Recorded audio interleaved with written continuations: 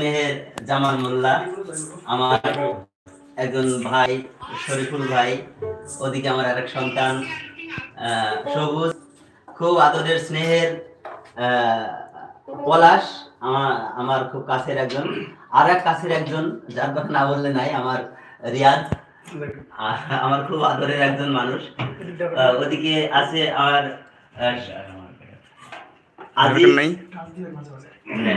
আজিজ আছে এখানে, আমার আরো আমার ক্যামেরা অন্তরালে আছে আমার একদম স্নেহের ভাতিজা আমার আবির।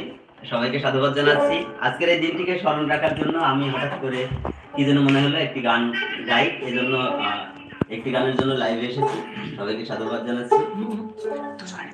একটি কুমার শানুর একটি বিখ্যাত গান গাওয়া।